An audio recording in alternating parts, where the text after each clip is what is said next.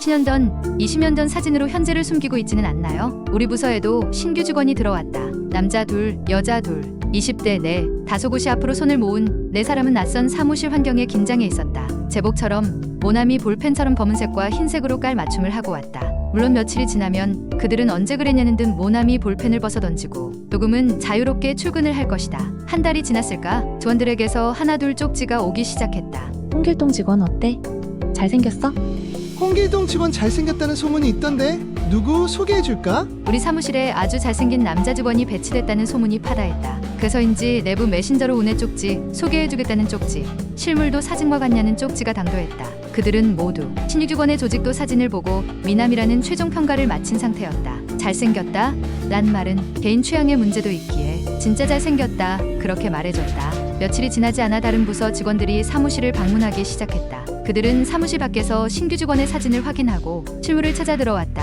이제는 얼굴을 봐야 할 때라며 신규 직원을 찾아온 모든 직원이 그 잘생긴 직원을 찾지 못했다. 눈짓으로 그의 위치를 알려줬을 때 그들은 바람처럼 밀려나가 버렸다. 이건 아니지. 사기인데. 뭐야 저 직원이야? 뭐야. 그들은 사진과 실물의 극렬한 차이를 확인하고는 사라져갔다. 이후 그들은 잘생긴 직원의 실물을 허공 속에 떠들어댔다. 사진 속에만 있는 사람이라고 소문이 확 돌고 나자 우리 사무실을 찾아오는 사람은 없었다. 다만 역시 뽀샵의 위력은 정말 대단하다는 말이 들렸다. 그는 젊었던 그 시절 가장 찬란했던 인기 많았던 그 사진을 여전히 조직도에 올려놓고 있다. 10년의 세월이 흘렀다. 그는 이제 제법 아저씨 몸매를 하고 아저씨 냄새를 풍긴다. 날렵하던 그는 온데간데 없고 세월을 온몸으로 맞은 아저씨가 있었다. 풋풋함은 사라진 그는 저녁 6시가 조금 지나서 미용실에 머리를 자르러 갔다고 했다. 제법 번화가에 있는 미용실이었다. 그곳에는 미용사가 한 명 있었다. 그가 미용실 의자에 앉자 그녀는 물었다. 어떻게 잘라줄까요? 예쁘게 잘라주세요. 그의 말에 그녀는 어이없는 표정을 지으며 말했다. 여기 근처에서 일하세요? 그는 그렇다고 말했다. 그러자 그녀가 혼잣말처럼 말했다. 그러나 분명하게 들릴 정도로 말했다. 정말요? 여기 이 근처엔 공장이 없는데. 그는 살짝 기분이 나빴지만 뭐 그럴 수도 있겠다 생각하고 가만히 있었다. 이발소는 안 가요? 이발소도 괜찮은데. 아, 내 아버지는 목욕탕 이발소 다녀요. 그렇게 대답한 그는 그녀의 의도가 궁금했다.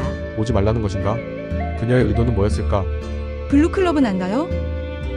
그 남자들은 블루클럽 가는데 거기가 싸거든요. 뒤이어 그녀는 그의 머리를 한 움큼 쥐며 말했다. 아휴 머리숱 좀 봐. 왜 이렇게 많아? 가위도 안 나가네. 그는 생각했다. 오지 말라는 것이었구나. 나도 다시는 안 온다. 얼마 후 그는 미용실을 나왔다. 그의 머리는 그녀의 실수인지 그녀의 실습인지 그는 결코 만족할 수 없었다. 옷을 너무 허름하게 입고 왔나?